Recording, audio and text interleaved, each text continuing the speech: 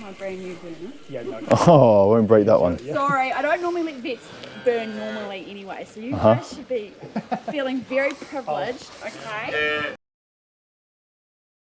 Right, Nah. welcome back. We are near lovely Tapanui. Waikoi? Yeah, Waikui. Waikui. Yeah. Right, we're in Waikui. And you've got a lovely blue mountain. That's not the blue mountains, is it? Some mountains behind us. And we're here with some of the techs who've been allowed to join them. So Ashley, say hello to the camera, and Emily. Don't be embarrassed. And we've got Oscar, vet student, helping us. Well, I'm helping them. Ashley doesn't normally let the vets use a burner. That's what you were saying. We're here to disbud about 100 calves, 110. This is the first shed. Some lovely little calves. Much more common for vet techs to do this job than farmers in the UK, or in New Zealand I should say. So we're going to go through, knock them out. They're going to get some local, they're going to get some Metacam. Anything else? Whip the buds off. Teats, so when you say teats and navels, Ashley, what do you mean? So we're going to have a look, and if they've got any extra teats, we'll just nip them off. Okay. And we're looking for any navel infections or anything along those lines. Brilliant. Right. Yeah. Well, let's see if we can find any. Yes, extra teats we will, maybe. Navels, maybe not. Maybe not. Yeah. Have you used one before? That looks great, mate. Look at that. Oh no, they can be... Stop chewing on that, man. She's cute, eh? Jerseys.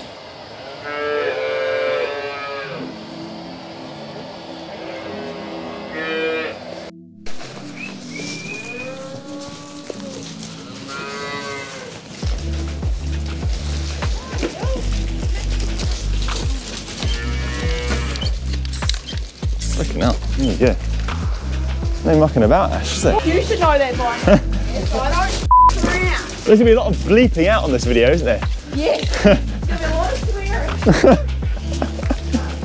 Cool, next pen. I'll tell you what, if you're hanging about, do you mind just camera womaning? Yeah, so I Just point, yeah. So it'll go off shortly, but it's still recording, don't worry. Yeah, extra front. Yep.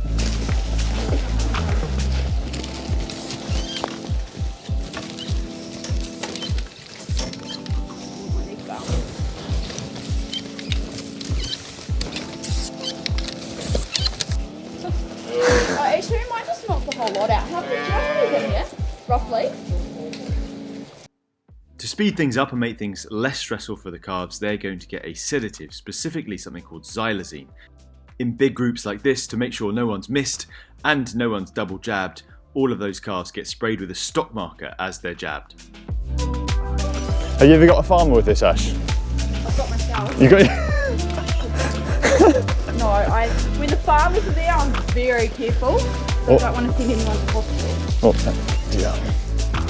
When I did myself, the vets were not very worried. And they're like, oh, we'll just keep an eye on your blood pressure. And I thought, oh, too much. Okay, guys, I'm still sit All down. of those. As with any intoxicating substance, some calves go down quicker than others, but most of them are snoozing within a few minutes. The next job is to deliver the local anaesthetic. Each calf gets a couple of mils of this around the base of each of the horn buds. After that, the area around each of the horn buds is shaved, partly to make it more obvious where the horn bud is, but also to reduce the smoke of the burning hair. Like most of the calves Emily and Ashley are disbudding this year, these calves are getting an anti-inflammatory as well. You can see me injecting that and giving a little pop of stock marker just to make clear that I've done it. That's going to provide longer term pain relief once that local anaesthetic has worn off.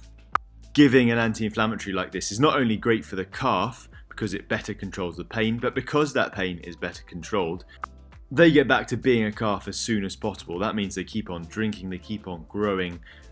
You don't get that growth check you can often see after a procedure like this. After all of those treatments, the calves are finally disbudded, and that is the mechanical removal and the cauterization of the site of the horn bud. Why are these calves being disbudded? We've talked about this on previous vlogs, on previous technicals. There are a number of different reasons. Animal safety, cow safety.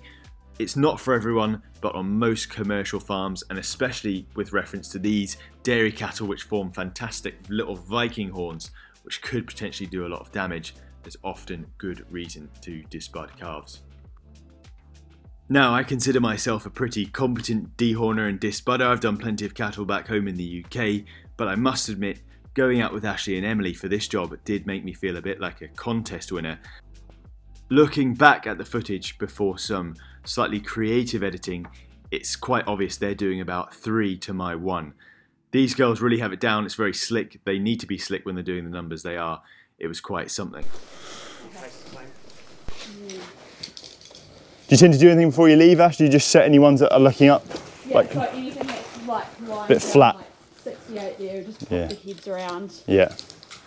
And then make sure we just leave them all sitting nicely, make sure no one's got their nose very Yeah. No one's breathing funny.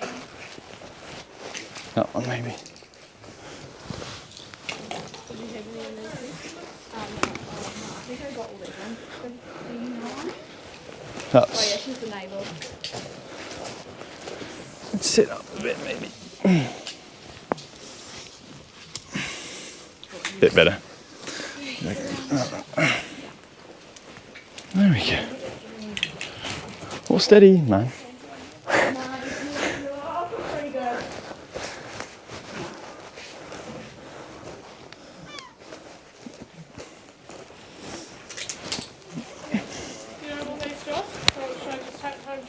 Yeah, just tap them, yeah. Sometimes. 2 o'clock again, Josh? Yeah, just whatever takes you away. No worries. Right, well, we're... So we're on the second shed now. Ash, how would you rate my disbudding skills out of 10? Very good for someone who hasn't. Oh, listen to that. I'll give you 10 out of 10 for effort. So, no, Just like- you did well. You could only go up. So, That's not the same thing. A few more to do here. So should we do it the same way? yeah. Yeah, sweet.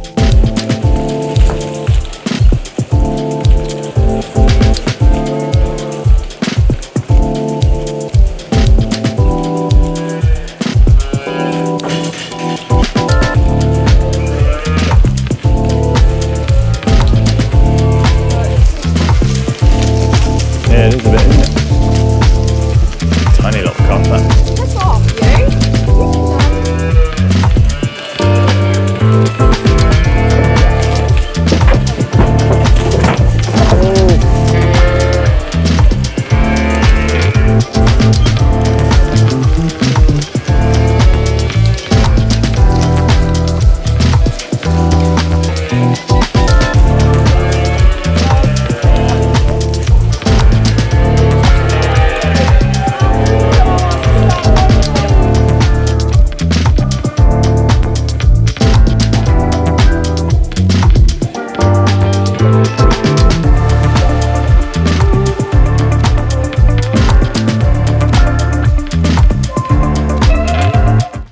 If, like me, you're from the UK, you're probably far more used to seeing dairy calves and dairy cattle in general that are much more uniformly black and white. You have the global dominance of the Holstein Friesian breed of dairy cattle to thank for that. However, in New Zealand they do things a bit differently. They make great use of hybrid vigour, and the dairy cows are commonly something called a Kiwi cross, and that's some cross of a bit of Holstein Friesian, a bit of British Friesian, a bit of Jersey, and whatever else they decide to throw in. That is why these calves are a much more mixed bag when it comes to colour, and actually if you look carefully, in size as well. Plus, for some added flavour, there are some beefies in there as well. There's a Hereford somewhere, there are some Charolais crosses, and there are some Murray Grey crosses.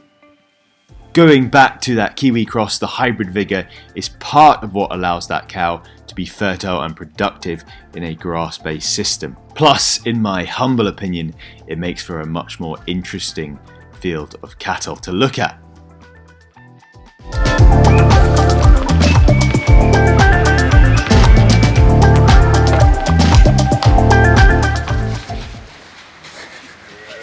So Ash, what does that bring you total to for the?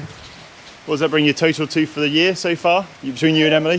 Be just under 1,700. And how many calves do you think you've disbudded, since starting disbudding, ever? At least 10,000, if not more than that.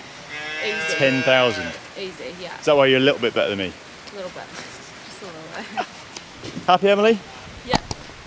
Wicked. Time to get back and have a cup of tea, I think. Actually, we've What about the Oh, that brownie, yeah. And I've got some donuts.